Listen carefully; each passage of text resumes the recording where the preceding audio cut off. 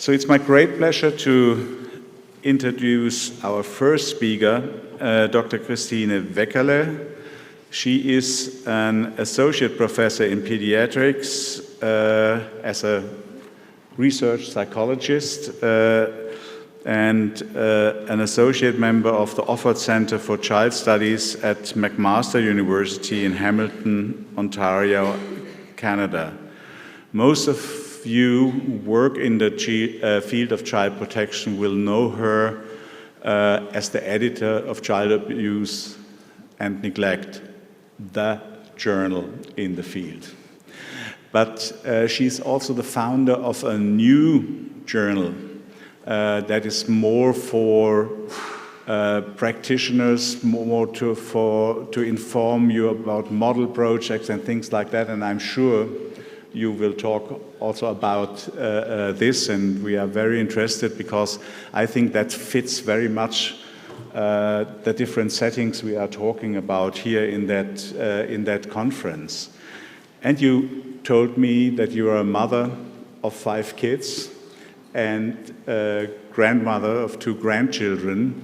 And I think it's also important to mention, because we people working on child abuse and seeing and hearing so many horrible things, we have also another side that is part of our luck and motivation in the work. So I was pleased that you just whispered me this informational background. Yeah, it's a pleasure to have you here, and we are looking forward to your speak. You will speak about a focus on disabilities and special needs populations, and I'm very glad that you are here with us. Thank you. Thank you so much. I'm just going to go there.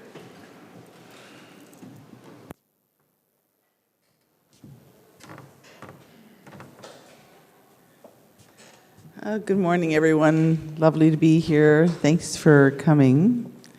As I adjust my distance from this microphone, I will pick up with just that last bit around the Journal of Child Protection and Practice. It's a new journal from Elsevier and the International Society for the Protection for the Prevention of Child Abuse and Neglect, ISPCAN. And we had our first issue in April, and it's all open access. So hopefully people will utilize those articles. It's open access to submit to for all of 2024, and hope to see some submissions. We have different types of articles, so that if you have some model program, there's a type of article called Practice Perspective, and another one called Case Report. So if you have a model program, or you have developed what kind of works in your community, those would be good types of articles, as well as discussion and the regular types of articles. So hope we can get a special issue on this topic in the future as well. I'm going to be talking to you for the next 30 minutes, and just have the visual up here from, it's called the Can Child Institution at McMaster University, and it's one that deals with both the healthcare and research around special needs. And they've developed this model to orient our focus on 6 areas in family-centered care to have a more holistic approach to the child. So looking at function, family, fitness, friends, fun, and future. And what has been known is that whether you talk about special needs or you talk about the child welfare system, the transition between the pediatric care system and the adult care system, that transition is not always very smooth. And we have some challenges there. So this is just really a definition that I think probably everyone's familiar with. The WHO defining dimensions of disability as related to impairment, activity limitation, and participation restrictions. And I think today I'm focusing a lot on the participation aspects. And again, this really, participation and inclusion, again, applies to all sorts of populations.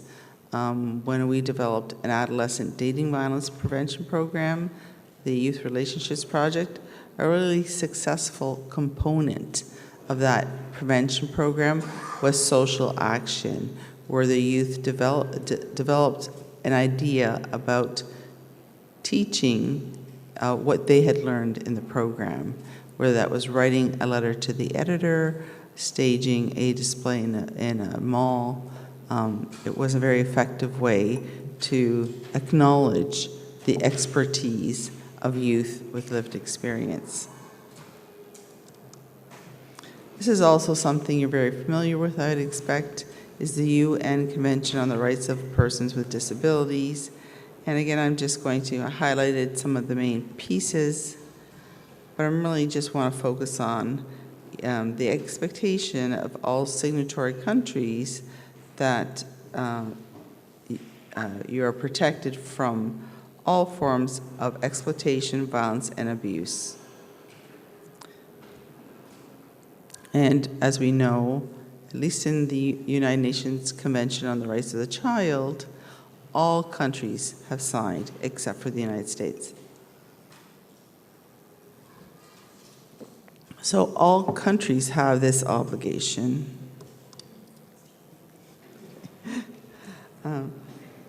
Just some quick notes that there is the expectation that individuals with special needs experience more adversities. So nearly half don't attend school. That's also in cases where the setting is marginalized, and there's discrimination, and there's history of political oppression.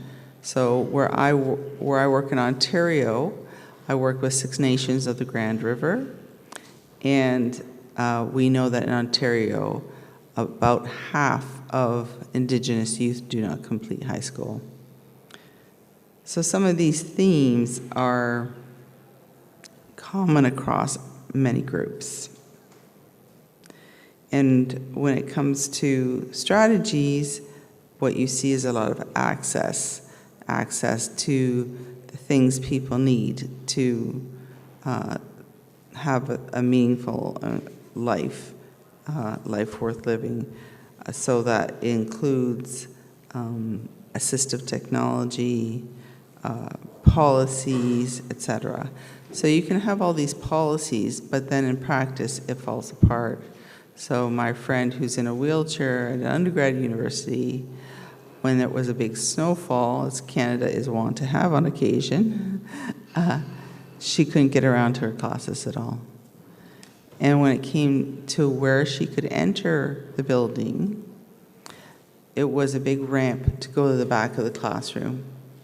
And in the back of the classroom, you're at a far distance from the instructor, and she couldn't hear, so she also had hearing issues and visual issues. So how they may have policies on the books, but how that gets implemented is very problematic in some cases. And this just goes through the various things that were in the previous slide, things like communication, inclusive services, support across time, across development, etc.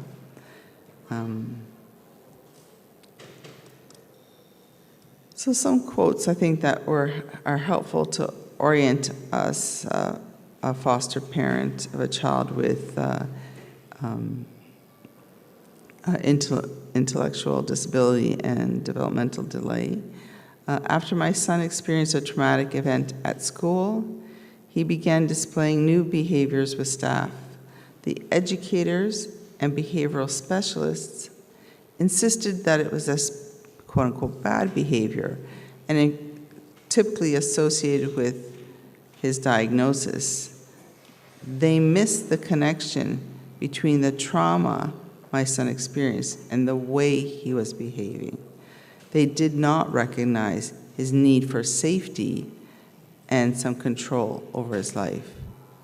So it's the idea that everything gets seen through the prism of special needs, and other things that may be happening are not seen as well.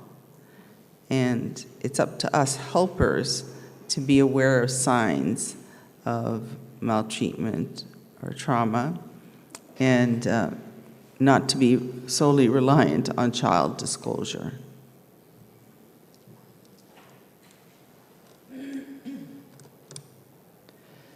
So this research, as was mentioned, is early going.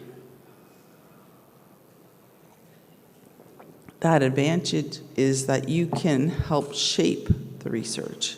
You can help shape what are relevant research questions to the community. And then partnerships are not difficult to come by. There's a lot of partnerships available.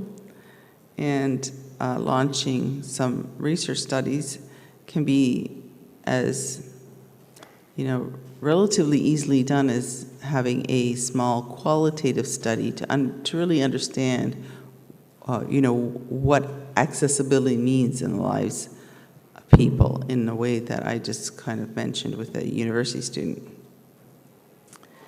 So there are some hypotheses why there may be greater vulnerability to sexual violence.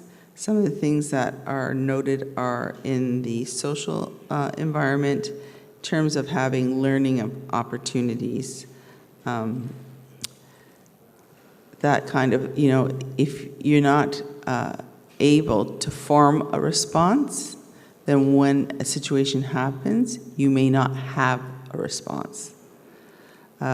Possibly there can be overprotection just to make sure your child is safe. Social isolation, I think, is a big thing, that it takes some effort to both engage socially and find similar interests and like-minded groups. And so what happens is the online environment becomes quite important, and then we are aware that there are various risks in the online environment.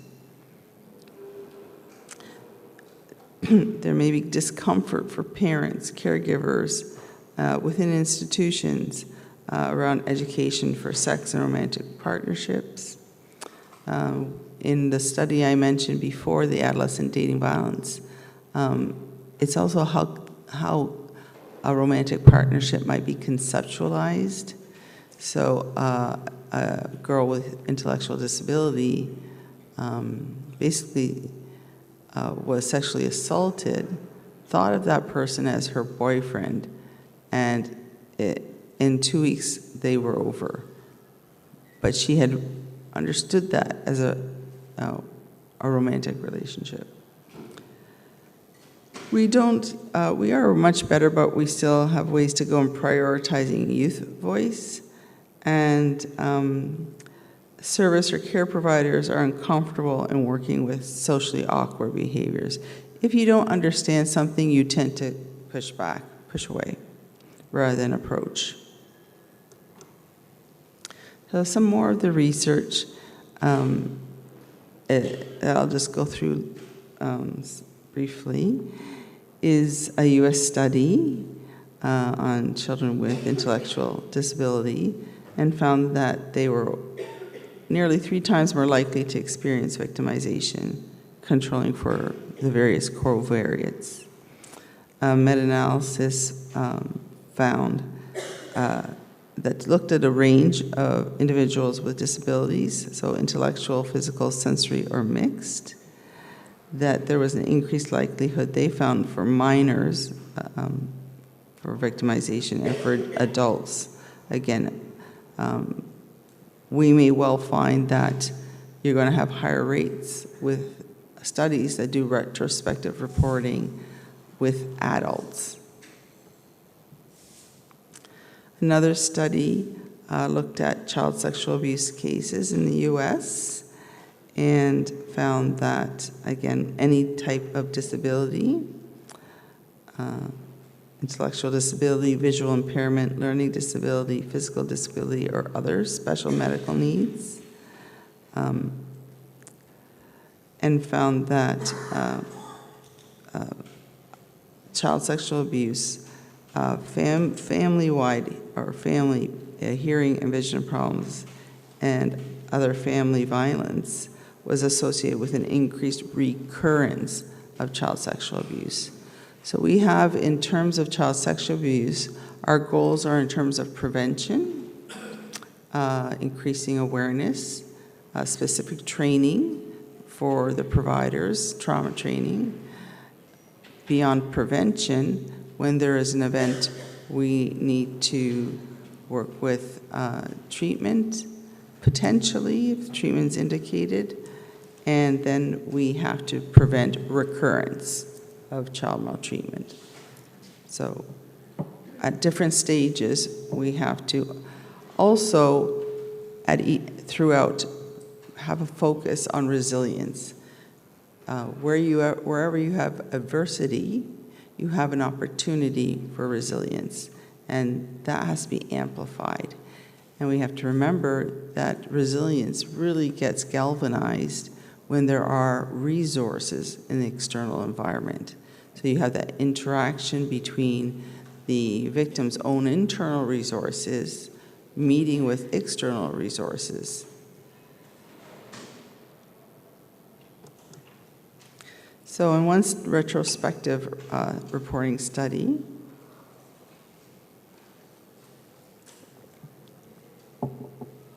that had across studies over 3,000 persons with intellectual disability, the overall prevalence of victimization was very high, a third.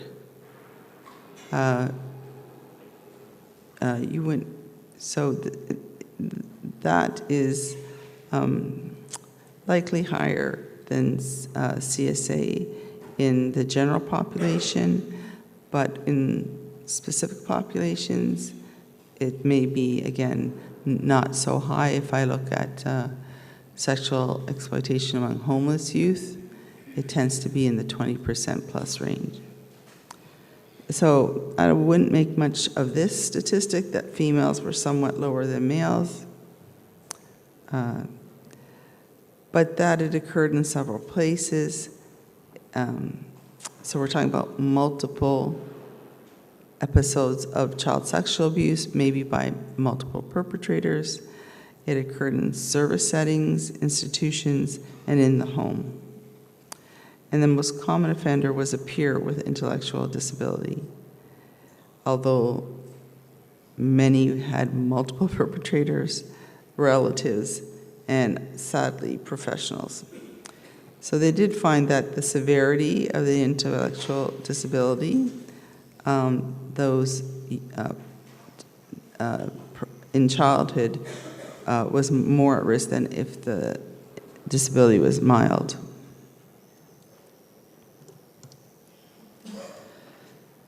So in terms of, again, trying to get a handle on the numbers, obviously one person being victimized is enough to activate us in responding, but one study found around 10%, with girls being more likely. And another study found that there was a great likelihood of the child sexual abuse being more severe and repeated.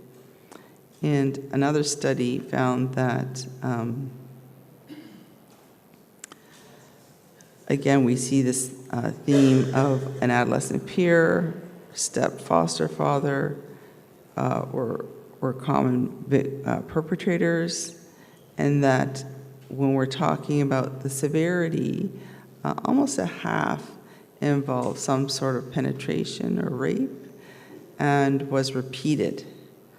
And most children, 66%, did not disclose, and that's nothing different from any other population.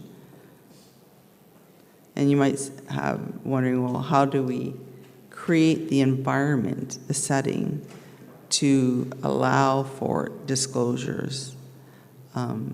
A positive relationship is a good one, a good start. For the child to know that talking about these kinds of things are okay, and that there is help. So if the child is really needs to know that there's help for them that will be safe and accepting of them, right? Because younger children always see behaviors through their own lens and often blame themselves. So the kind of message is that it's not your fault. It was never your fault. And are really important messages. It's part of who you are, but does not define you.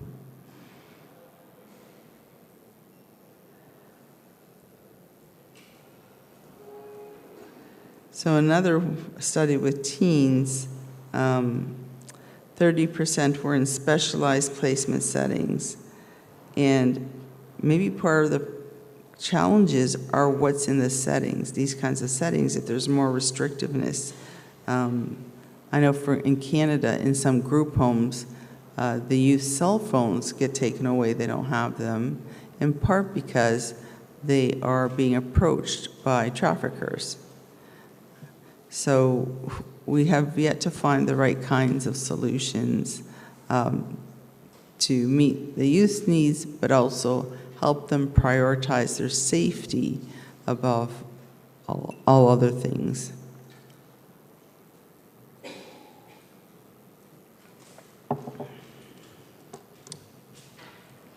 So this is just a definition of child sexual abuse and exploitation, which we've been talking about, but I really want to just emphasize that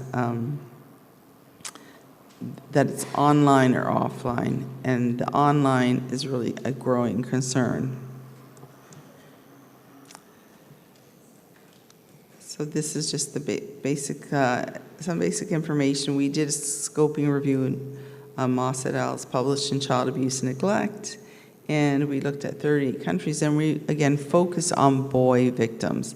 We were really looking at, again, another marginalized population. And we did find one study that used the US data set, the Ad Health data set, where they found that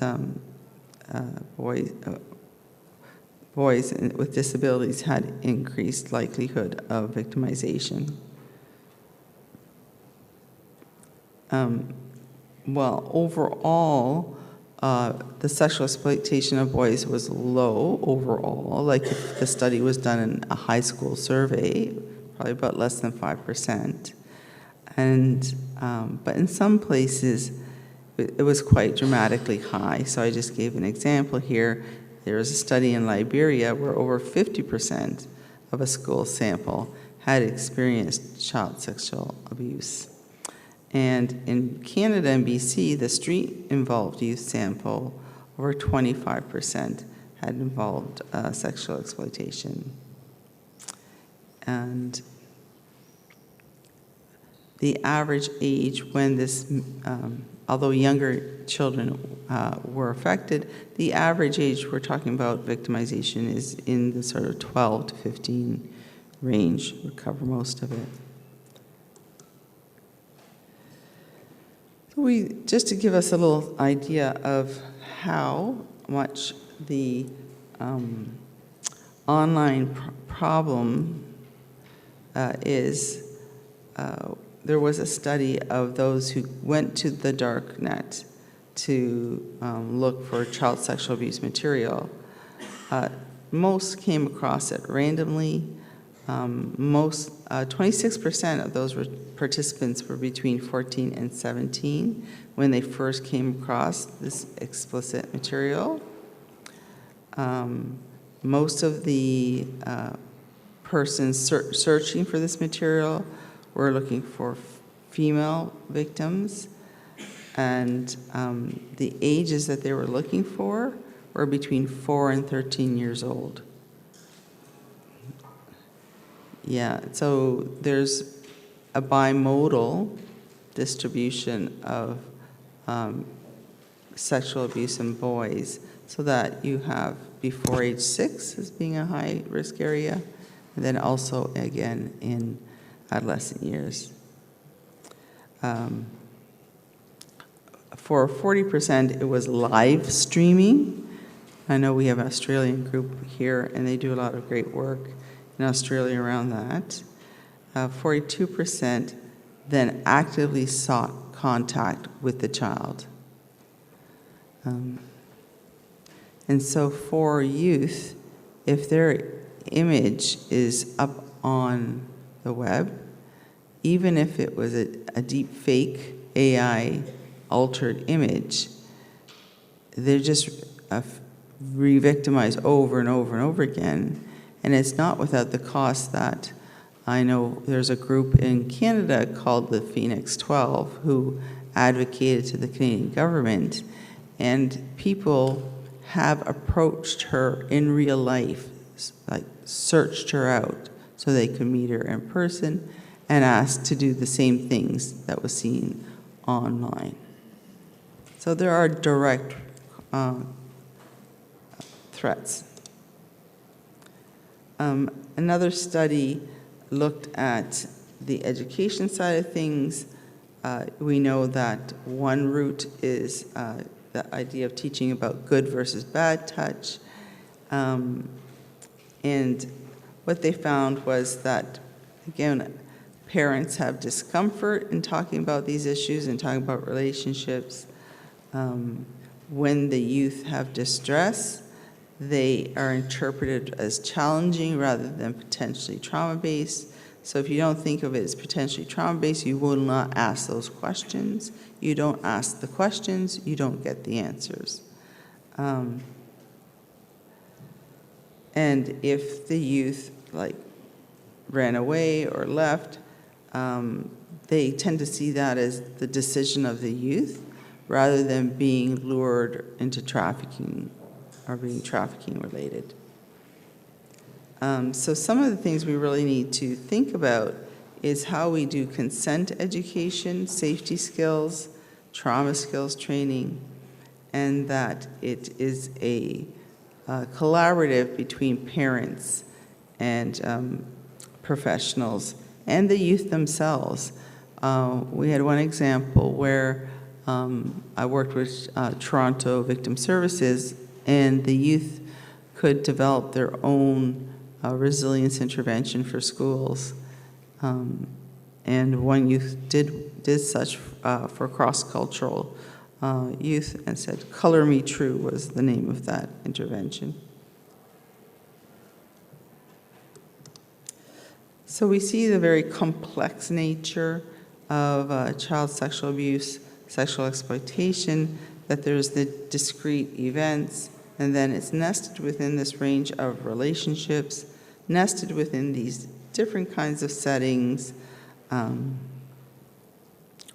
further nested back within larger contexts, where social norms, for instance, toxic social norms, could be one part of the prevention strategies, the increased awareness strategies.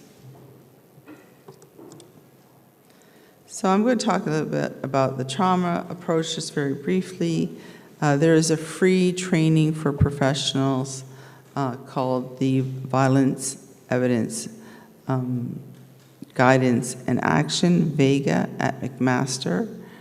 And this takes about 1 day to do. It goes through lots of modules. And what's really helpful is nurses and physicians did mock interviews or mock response to disclosures, mock response to concerns of intimate partner violence, and there's some first-person stories. So I think it's really helpful, free intervention. So when we think of trauma, we think of the event, And then that experience, because not all persons experiencing even the detailed similar trauma will have the same kind of experience, right? They're perceptual, selective perceptual processes going on, and at the end of the day, they have to make sense of what happened. They have to understand their story of trauma. And we recognize that there are short and long-term effects, and that at certain points, we do need to check in with the youth. For instance, if there was a childhood trauma, as the youth moves into adolescence or puberty, you'd want to check in back with the youth around, is that experiencing causing some challenges?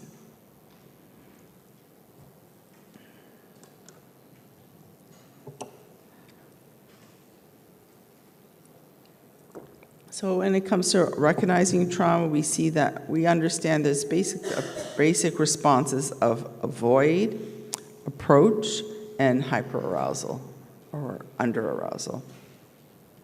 And that leads to specific behaviors, fighting, being acquiescence,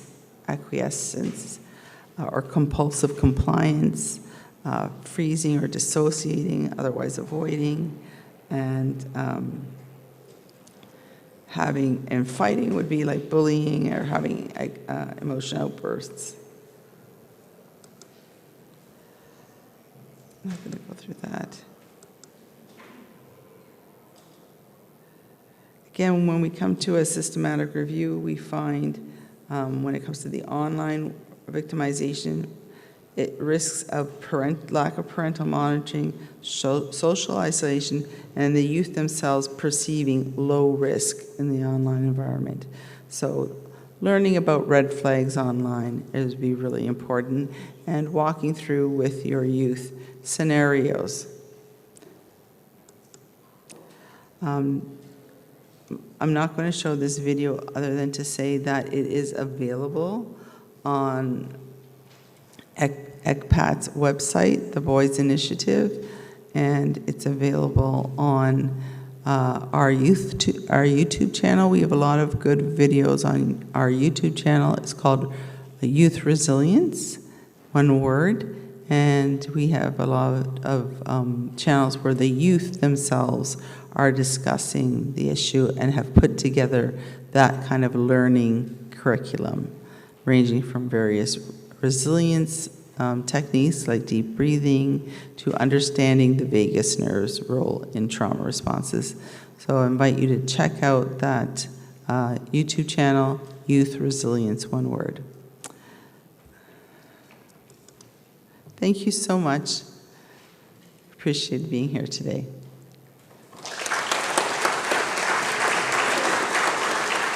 I'm putting it on it.